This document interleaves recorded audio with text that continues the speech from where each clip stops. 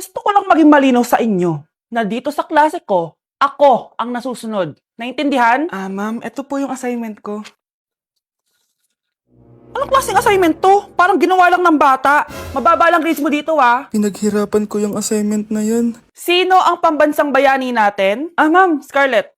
Ang pambansang bayani natin ay si... Oops! Napakabagal mo sumagot. Ang pambansang bayani natin. Straight to the point ang kailangan ko sagot. Ayusin yung sumagot, ha? Hindi na kayo elementary. Opo, ma'am. Pinayagan ba kita kumain sa loob ng klase ko? Ma'am. Akin na yan. Kung ayaw niyong binabastos kayo, wag niyo akong bastusin. Ay, oo, be. Kain tayo sa labas mamaya, ha? Hala, galit na si ma'am. Umalis lang ako saglit, ganyan na kayo. First meeting pa lang natin, pinapakita nyo ng mga ugali nyo. Buti pa yung kabilang section, tahimik lang. Kayo na ata ang worst section na napuntahan ko. Kung kami ang worst section, ikaw ang worst teacher. Sorry po, ma'am. At dahil dyan, bibigyan ko kayo ng maraming assignment. Ma'am? Oh, Scarlett, kamusta ka? Sana ikaw na lang ulit teacher namin. Ang sungit ng bago naming teacher eh. Hayaan mo, next quarter, ako na ulit ang magiging teacher nyo. Talaga, ma'am? Thank you, Lord! Hey class, magdi-discuss ako. Makinig kayo sa akin, ha? Oh, grabe. Ang ganda ko talaga. Masaya na naman siya oh. Manda ka sa akin. Ma'am, di ba po bawal mag-makeup kapag oras ng klase? Si Scarlett kasi nagme-makeup po. Lu, pero pag ikaw pwede? Basto. Ay, oo. Mamaya na yung makeup na yung Scarlett, ha? Makinig ka sa akin. Di na siya makakapag-retouch. Okay, class. Dalawa ang naka-perfect sa exam natin. Si Cheska. Expect ko naman na perfect ako eh. At si Scarlett. Perfect din ako. Talagang nilalabanan ako ng babaeng to. Patingin na test paper mo. Ma'am, di ba wrong spelling is wrong? Mali yung pneumonia niya, oh. Walang P sa una. Ha? Ay, oo nga. Kulang ng P. Hindi ka na perfect, Scarlett, ha? Ayan, ako na ulit ang highest dito sa klase. Kontrabida talaga tong si Samantha sa buhay ko. Bakit di nagre-reply yung jowa ko? Saan na ba yun? Tagal naman ni Scarlett. Saan na kaya yun? Hi, Miguel. Oh, Samantha, samahan mo naman ako sa kantin. Libre kita. Di pwede. Hinihintay ko yung jowa ko. Ha? Nasaan na ba yun? Yay! Sasamahan mo ako!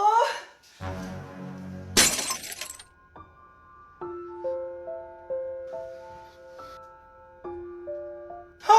Wala naman ako sinabi! Scarlett? Mainis ka lang, dapat lang sa'yo. Lahat na lang kinukuha sa akin ni Samantha. Ibubunyag ko na yung sekreto ng pamilya niyo. Okay, class, settle down. Ibibigay ko na yung mga exam nyo. Okay, get one and pass. Ma'am, sorry I'm late. Class, anong sabi ko kapag late na dumating? Hindi po mag-e-exam. Tama! So, bawal ka na mag-exam, Scarlett.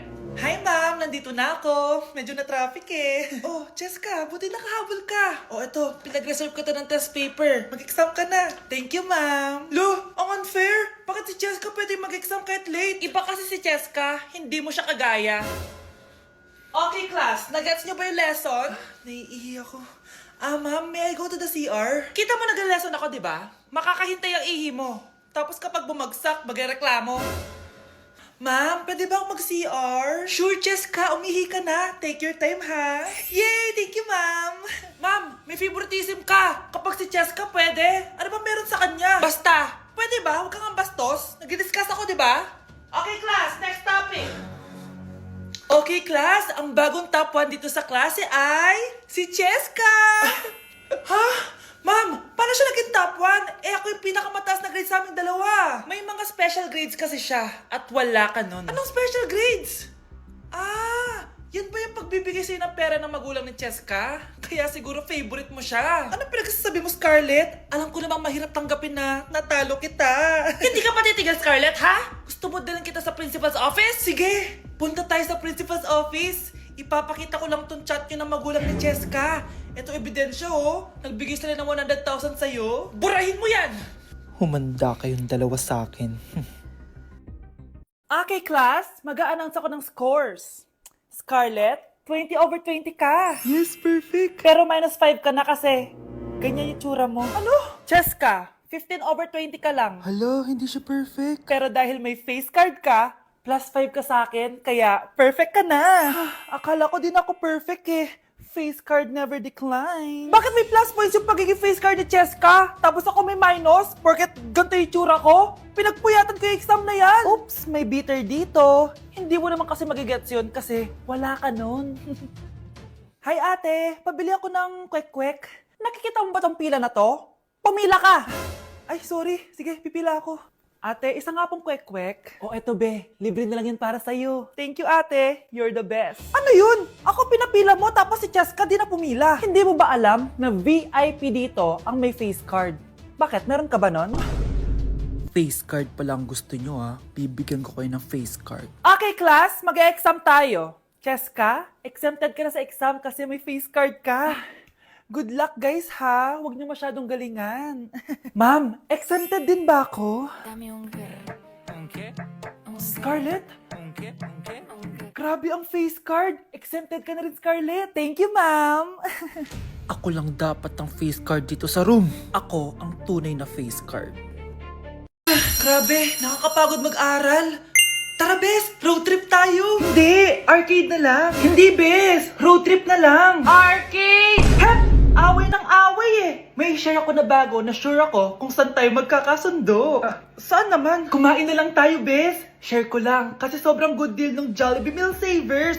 Pang everyday go-to meal natin. Bakit? Ano meron? Mag-Jollibee Meal Savers tayo. Kasi nandito lahat ng faves natin. Lahat may drinks at kasamang rice or fries. 1-piece burger steak with double rice. 1-piece chicken joy with drinks. At 1 Jolly Spaghetti with fries and drinks. Kaya kahit araw-araw tayo kumain, Bes, busog sulit sarap. Our go-to meal. Ayan, yan yung gusto ko. Kinikrave ko yung burger steak with double rice. Makakatipid na, mabubusog pa tayo. Diba? Kapag cravings mo yung go-to mo, tapos wak sa araw-araw, sulit talaga. Kaya tara na, Bes. Gutom na ako. Excited ka masyado. Libre mo ako next week, ha? Sige, Bes, go. Basta, Jollibee Meal Savers, ha? Go! Okay, class. What is the difference between your and your? Ma'am. Yes, Samantha? Your is a possessive adjective indicating ownership, while your is short for you are. Very good. Basic.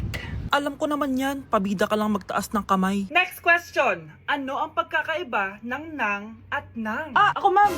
Okay, Scarlett. Ang nang ay nagpapahiwatig ng pagmamayari, ang nang ay nagpapahayag ng paraan o panahon. Tama! Mahusay ka, Scarlett. Sobrang dali lang naman ang tanong eh. Next question. 10 points ang makakasagot neto.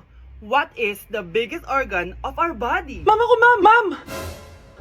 Akin lang tong 10 points na to. For sure, hindi mo naman alam yan. Yes, Samantha. Nauna ka kay Scarlett. Ang biggest organ of our body is stomach. Mali! Okay, Scarlett? Lungs po, ma'am. Wrong answer.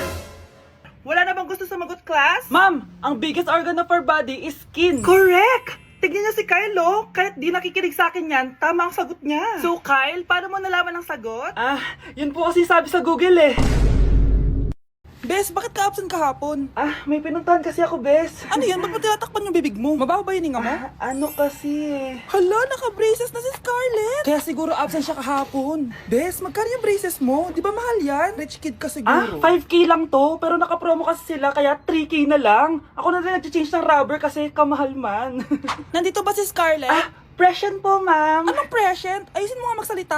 Sorry ma'am, di po kasi ako makapagsalita na maayos. Masyakit po kasi yung braces ko. Ay wow, kala mo talaga. Anong ginagawa niya? Over naman sa pakita ng brace? Bes, ano yan? Ba't ganyan ka mag-tiktok? Siyempre para makita ng mga friends ko na may braces na ako. Ganon? Tsaka para ma-ROI ko na din to, no? Sige, Bes. Hala, nalipat na naman ako ng classroom. Bakit kinder rin nakalagay dito? Saan yun? Ba't puro mga bata yun nandito? Hi mga bata! Ang lesson natin ngayon ay addition. Sino dito ang makakasagot ng 1 plus 1? Ang dali naman ng lesson dito. Ma'am, 1 plus 1 is equals to 2. Correct! Mga bata, 5 claps para kay Scarlett. Hindi niyo ba alam yun? Mga bata, science na tayo ha. Ilan ang planeta sa solar system natin? Ba't walang nagtataas ng kamay? Ma'am, there are 8 planets in our solar system. Correct! Siguro nag-a-advance reading si Scarlett. Lo, ba't parang walang alam yung mga kaklase ko? Okay, tatatakan ko ng star sa kamay ang makakasagot neto. What are the primary colors? Ha? Ba't ang dadali na subject dito? Last sem, nag-research lang ako eh. Ma'am, the primary colors are red, blue, and yellow. Wow! Mukhang may magiging top 1 na tayo ah. Hala, mukhang magiging top 1 pa ako dito. Ah, namali siya ng classroom. Okay. Scarlett Iha, namali ka daw ng classroom, oo. Lumipat ka na lang dun sa grade 12. Ano?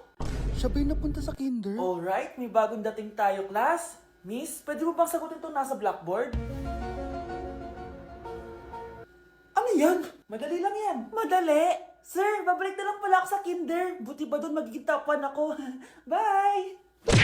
Alo, nalipat na naman ako. Nasaan na naman yun? Ha?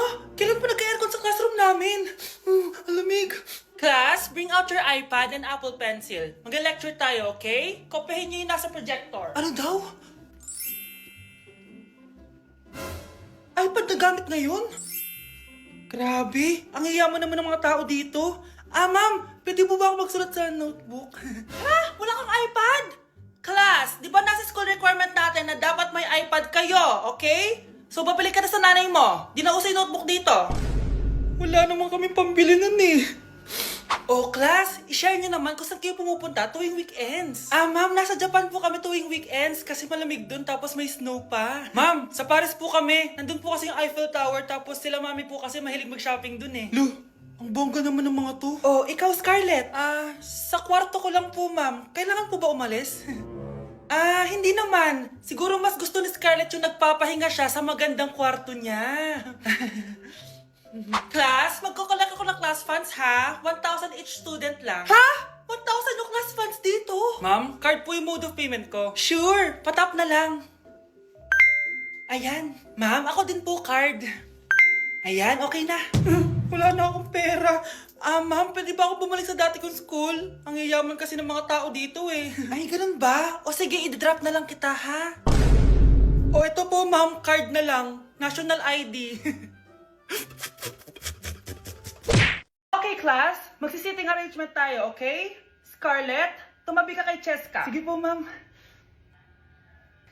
Hi. Oh, bago ka lang ba dito? Oo, sana maging close tayo. Paalala ko lang sa'yo, nasa room na to, ako ang prinsesa dito. Okay? I like your hair. It's giving squatter. Sa subdivision kasi namin, uso ang reband. Ew! 2025 na, naka-Android ka pa din? It's giving blurred cam. So, boyfriend mo pala si Michael? Bakit kanya pinatulan? Sa mukhang yan? Yuck! Ang pangit ng... Okay, class! Oh, Jessica! Buti pumasok ka pa. Ang dami mo na miss na quiz. Bagsak ka na sa akin. Nagbakasyon ako. Na-stress kasi ako sa'yo. Ang dami mo kasi pinapagawa. Aba bakit? Hindi lang naman ikaw ang pinapagawan ko. Lahat kayo. Ano ka dito, prinsesa? Oo. Sa bahay namin, ako ang prinsesa. Kaya kayong lahat, sumunod kayo sa akin. Pumunta ka sa guidance office. Hindi po, ate. You go to the principal's office. Tandaan mo, kami ang nagpapasahod sa'yo, di ba? Ano nangyayari kay ma'am? Hala si ma'am! Ang ganda-ganda ko na naghanap ka pa ng iba. Hala, heartbroken ata si Cheska. This sir, feeling main character kasi. Tumatawa ka? Masaya kayo, ha? Kapag heartbroken ako, bawal maging masaya. Eh ano naman kung heartbroken ka? Pakinamin. Oh, come on, Samantha. Hindi mo pa naman na-experience sa magka-jowa. Kasi walang nagkakagusto sa mukhang yan. Hi! Ako pala si Scarlett. Bago lang ako dito. Oh, pake ko. Tsaka tanggal mo yung makeup mo. Dapat ako lang yung maganda dito sa school. Sino ka ba para utusan ako? Feeling main character? Kadiri? Anong sabi mo? Mag-sorry ka sa akin! Sorry! Not sorry. Tsaka mukhang asin kapag may ibubuga ka na. Nakahanap din ng katapat si Cheska. Walang yatong babaeng to. Ako ang main character dito sa school. Bye! Humanda ka sa akin.